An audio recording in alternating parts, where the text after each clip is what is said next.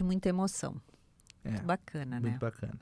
Bom, Ana, o nosso entrevistado, que a gente acabou conhecendo numa conversa cruzada, numa feira do livro, tá? É o Osmar Pinto Júnior, tá? Pesquisador sênior do Centro de Ciência do Sistema Terrestre do INPE. Manja, conhece, sabe muito de raios, escreveu um livro, tá? E a gente vai saber um pouco de livros, um pouco dessa paixão por raios. Tudo bem, professor? Uma boa tarde. Boa tarde, tudo bom? Bah, professor, eu já estava pensando que o senhor ia nos abandonar e eu ia ficar sem a minha resposta, se eu devo continuar tendo medo ou não de raios. A resposta é sim. À medida que o tempo vai passando, os raios vão aumentando, o medo tem que aumentar junto. Desculpa, professor, eu não lhe ouvi. Pode falar. À medida que o tempo vai passando, as tempestades, os raios estão aumentando. Então, o medo cada vez é mais importante ainda. Olha, viu, Ana Cássia? Mas e por que o Rio Grande do Sul, professor? Por que fomos escolhidos aí para ter tanto raio? Assim, essa foi até uma dúvida da Ana lá na feira e a gente não sabia a resposta. Então, são vários fatores, mas seguramente o mais importante, né, é a localização geográfica no continente. O Rio Grande do Sul é atingido não só por sistemas frontais vindos do sul do continente, como por aquelas grandes tempestades que se formam no norte da Argentina e que adentram o Rio Grande do Sul, vindos entram no oeste do estado. Então, tanto as tempestades que se formam no norte da Argentina como os sistemas frontais que vêm normalmente pelo Uruguai, ambos atingem o Rio Grande do Sul. E esses sistemas, vamos dizer assim, produzem grandes tempestades com grande quantidade de raios. Tá. Ana? Agora, professor, o Vicente também trouxe, né, a partir também do seu livro e das conversas que teve com o senhor já, alguns países em que não são blindados com raios, né, ou muito poucos. Quais são eles e por quê?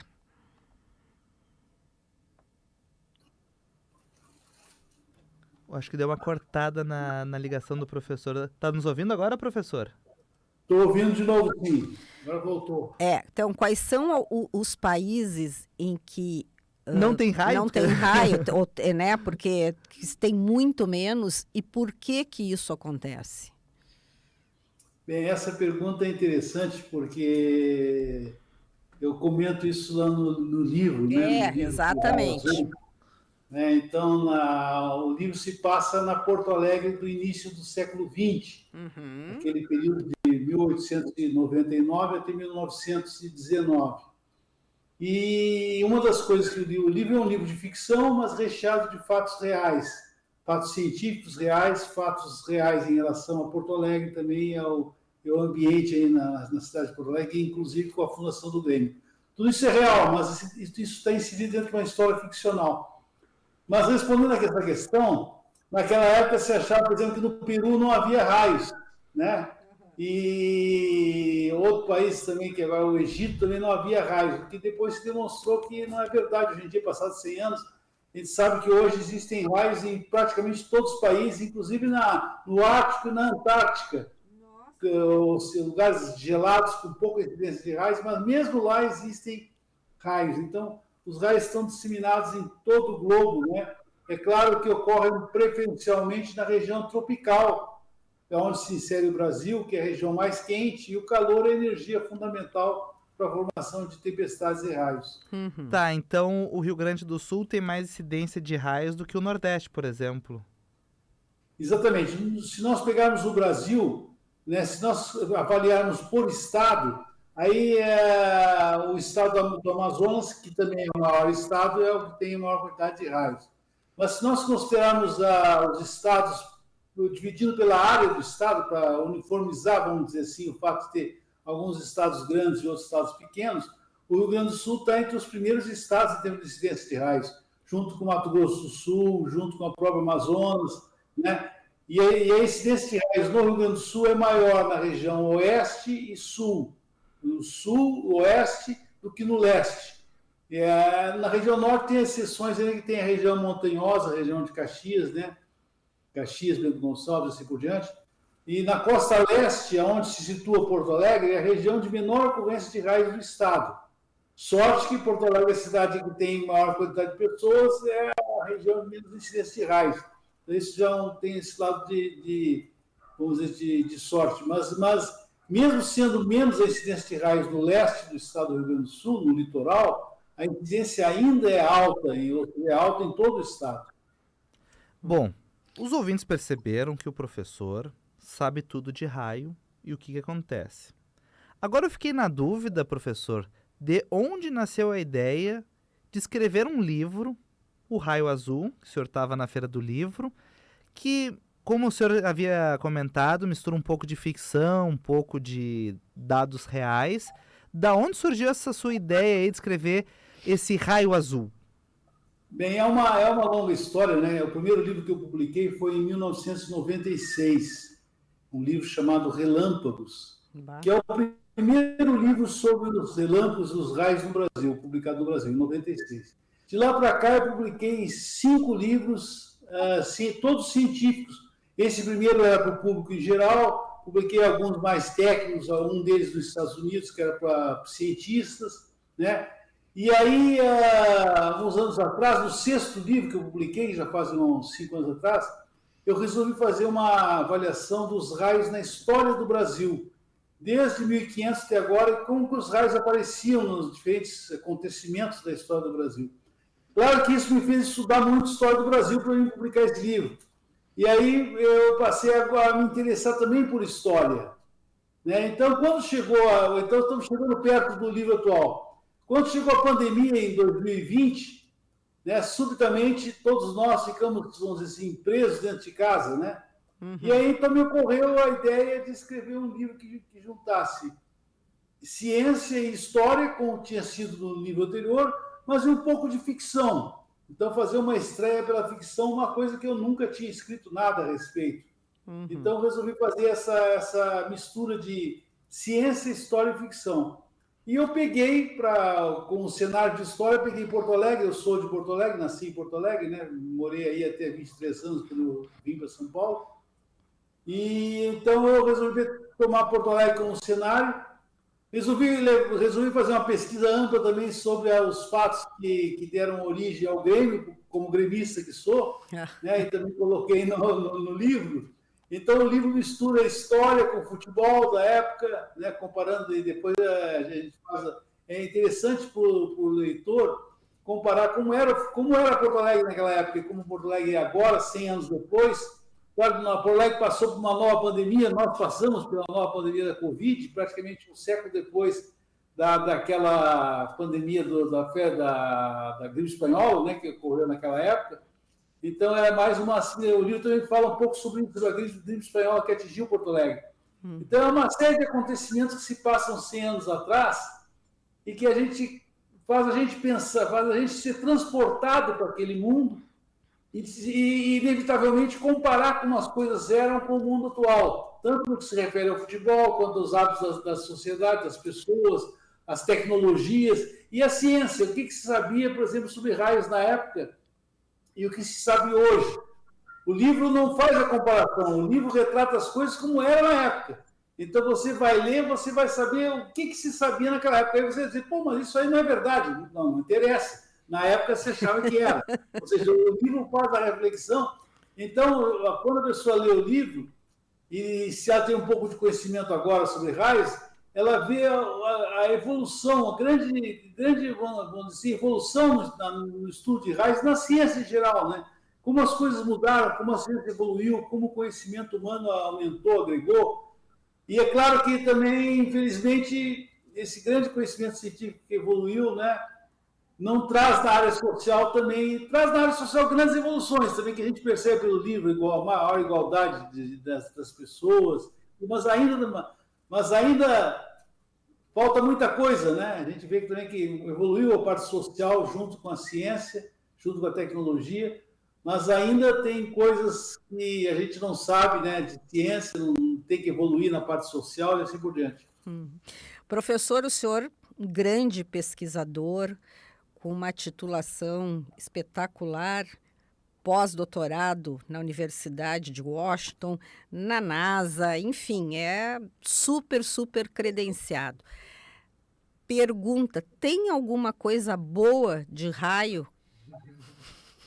O raio é bom em alguma coisa, hein? Tem sim, tem várias coisas boas. Ah, então me diga. Parece mentira, mas tem. Quer dizer, o lado mais que as pessoas conhecem mais é o lado negativo, o lado das mortes, né? O Brasil tem cerca de 100 mortes por ano, mais 500 pessoas são atingidas por ano e sofrem sequelas, né? Então, é um dos países, vamos dizer assim, das 3 Américas, é o segundo país em mortes por raios. Então, esse lado negativo, vamos dizer assim, é bem conhecido, embora os custos, o que evitar para ser atingido, não seja totalmente conhecido por muitos brasileiros. Mas o lado bom é menos conhecido. Qual é esse lado bom? O lado bom vem do fato de que os raios é mais um fenômeno na natureza, e a natureza como um todo está em equilíbrio. Então, os raios fazem parte desse equilíbrio. Vou citar alguns exemplos. Os raios, quando acontecem, a temperatura do raio é em torno de 30, 40 mil graus na região do raio. Isso quebra as moléculas da atmosfera de oxigênio e nitrogênio e recombina essas moléculas de forma diferente. Isso impacta toda a química da atmosfera. E isso tem reflexo sobre a sobrevivência das pessoas, a ultravioleta do sol. Isso traz, vamos dizer assim, esses óxidos de nitrogênio que se formam, são levados pela chuva para o solo, fertilizam o solo, então são importantes ingredientes na formação das plantas, das árvores, né? Então o raio ele está em equilíbrio com a natureza e como um todo. Então a atmosfera, o solo, as plantas, tudo está em equilíbrio e o raio faz parte desse equilíbrio. Então ele tem um lado positivo. Ele, ao longo dos bilhões de anos de formação da Terra, os raios participaram desse equilíbrio, dessa formação que hoje nós temos e que hoje é o nosso planeta onde nós habitamos, né? Por isso que a gente fica sempre receoso de que o equilíbrio entre as coisas seja quebrado, porque se esse equilíbrio se formou assim por milhões de anos e nós, seres humanos, estamos aqui, se nós quebrarmos esse equilíbrio, o que vai acontecer?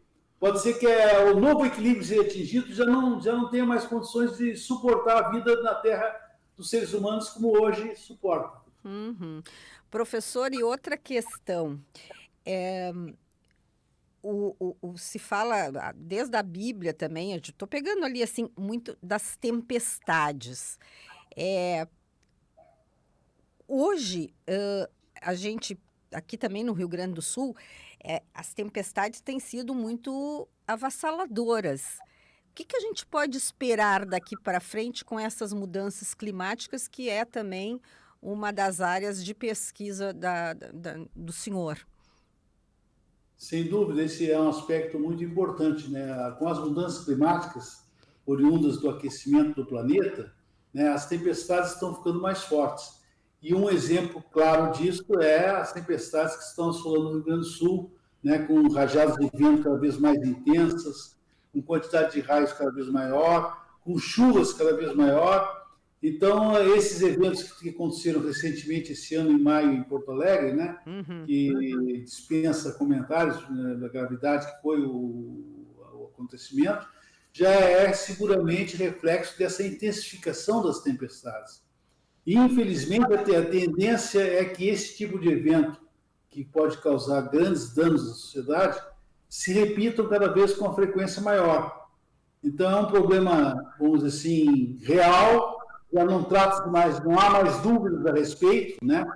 Passamos por a década de 90 e a primeira década do século XXI, ainda havendo debates até que ponto as mudanças climáticas estão causando tempestades mais fortes, eventos extremos, mas já nessa nossa década que nós estamos, isso já pertence ao passado. Essa discussão já foi finalizada. Hoje nós sabemos que nós vamos enfrentar, independentemente do que a gente faça, nós vamos enfrentar um futuro mais crítico, mais problemático no que se refere a tempestades intensas, e nós temos que não só nos planejarmos para tentar minimizar o aumento dessas tempestades, mas como enfrentá-las, né? O que fazer, particularmente no caso aí das águas do Guaíba, né, que subiram de forma única, né?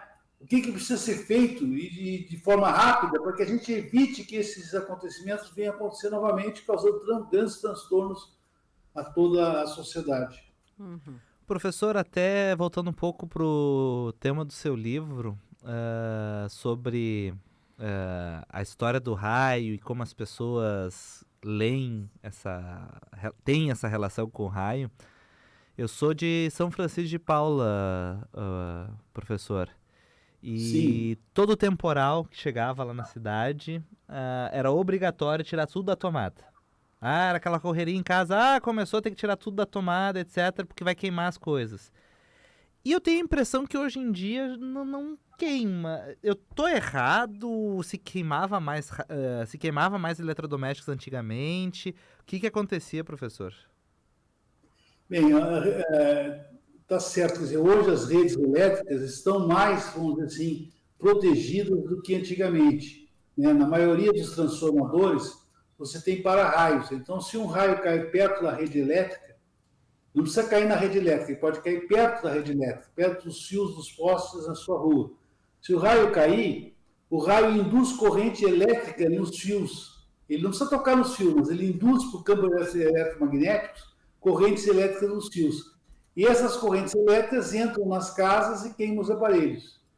Hoje em dia, uma boa parte das residências e quase a totalidade dos prédios possuem para-raios nos transformadores que existem na rede elétrica, nos postes. Então, essa corrente muitas vezes é drenada pelo para-raio para o solo e não penetra na sua casa ou é minimizada ao entrar na sua casa. Além disso, muitas pessoas podem comprar nas lojas comerciais protetores contra aumentos súbitos de corrente na rede elétrica, né? Chamados protetores de surtos elétricos, aumentos de corrente elétrica. Esses dispositivos que podem ser colocados na tomada podem também minimizar muito a queima dos equipamentos. Então, é verdade que eu falo, a rede no passado era menos protegida e você estava mais propenso a ter os equipamentos queimados. Mas ainda hoje existe muita queima de aparelho ligado à rede elétrica. E a recomendação, essa que tu mencionou, de tirar os equipamentos da rede elétrica, ainda é correta, no sentido de evitar uma queima do equipamento. Então, principalmente objetos sensíveis, né? Televisão e outros telefones com fio. A geladeira, por exemplo, é um equipamento que raramente queima, então não há necessidade de você tirar nenhum secador de roupa. Esses equipamentos são mais, vamos dizer assim, robustos. Mas equipamentos mais sensíveis a gente recomenda que tire, principalmente se forem equipamentos novos, caros, em que, vamos dizer assim, uma eventual perda pode trazer um prejuízo muito grande à pessoa. E eu também do interior, cobrir, né, os espelhos da casa quando tem tempestade. Então, esse é um mito já da época do Dom João VI, né? E o que acontece é que se você ligar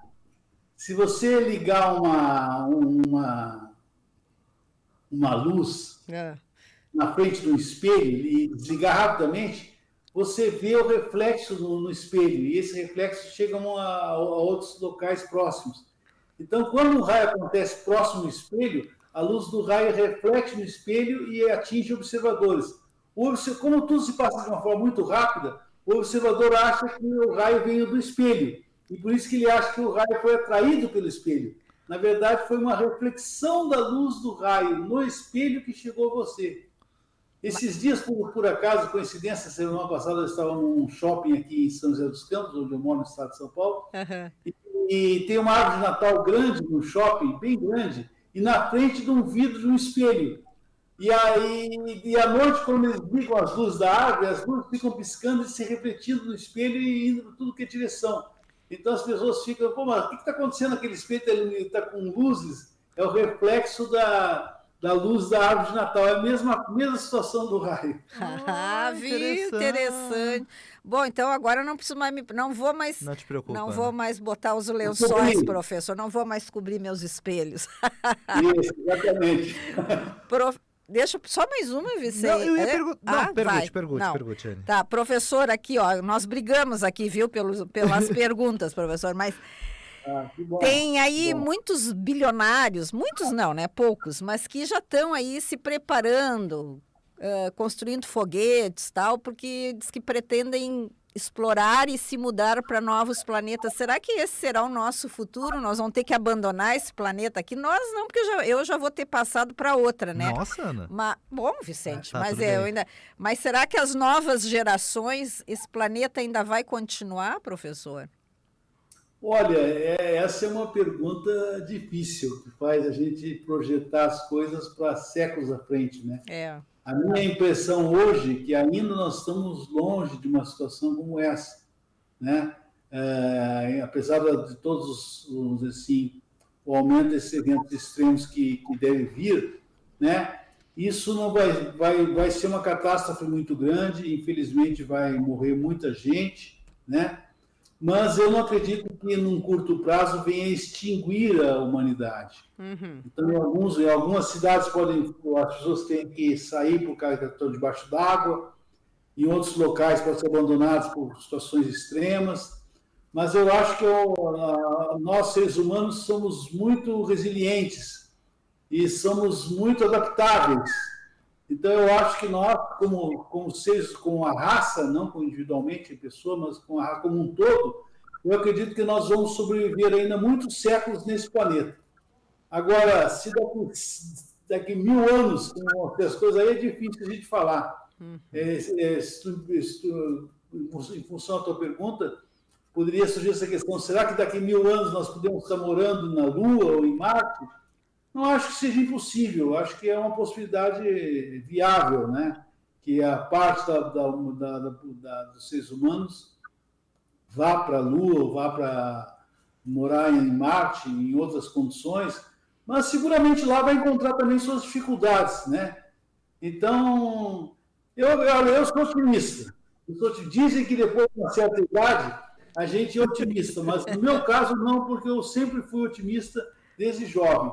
Eu acredito que, apesar de todas as dificuldades, eu acho que nós vamos superá-las e nós, como raça humana, nós vamos sobreviver aqui na Terra. Oxalá, que bom. Falamos aqui na Band News FM com o Dr. Osmar Pinto Júnior, pesquisador sênior do Centro de Ciência do Sistema Terrestre do INPE, com atuação internacional nas áreas de eletricidade atmosférica e mudanças climáticas, em particular nos aspectos científicos e tecnológicos ligados à ocorrência de tempestades.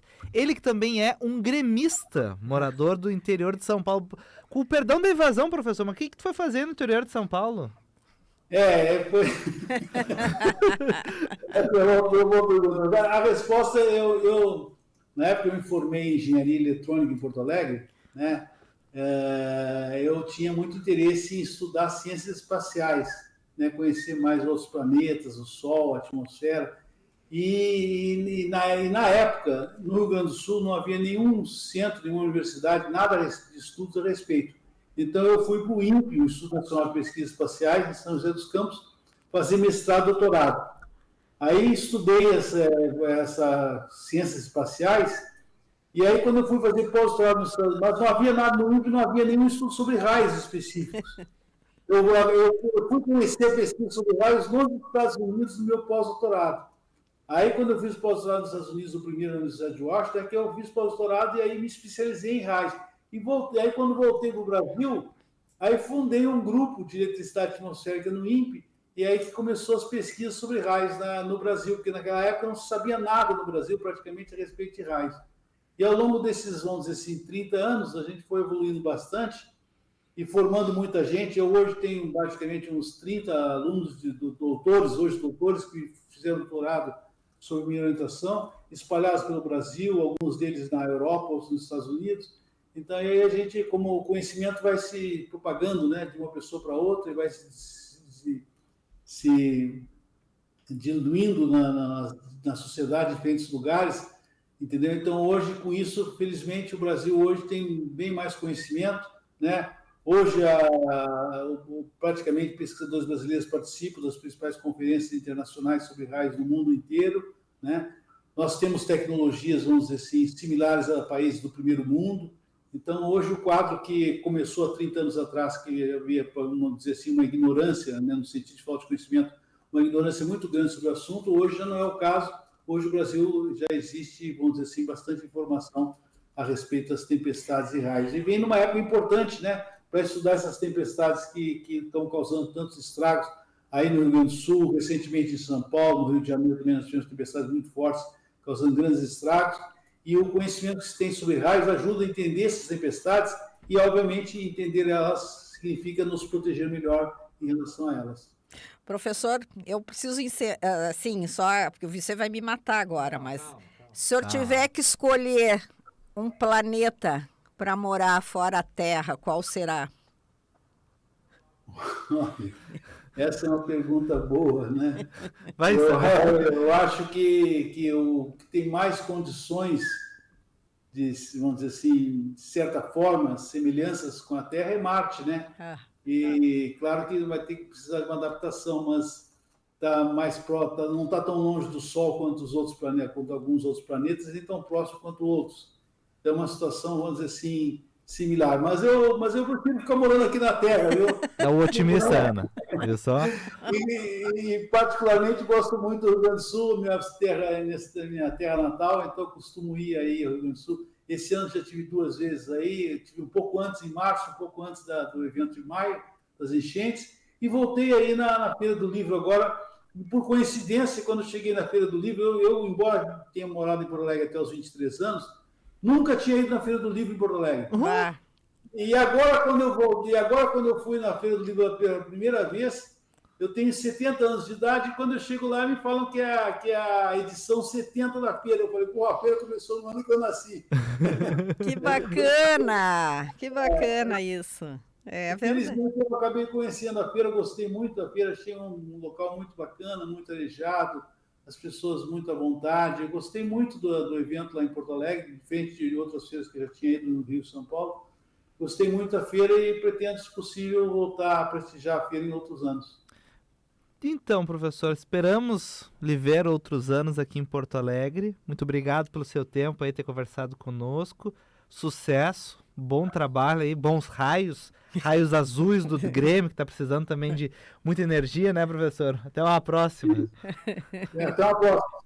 Obrigado pela atenção de vocês, eu agradeço. Um abraço. Um abração, professor. Tchau, tchau. Eu já queria raios vermelhos. Raios vermelhos, assim, no céu de Porto Alegre, Nissan Kicks Advance na IES.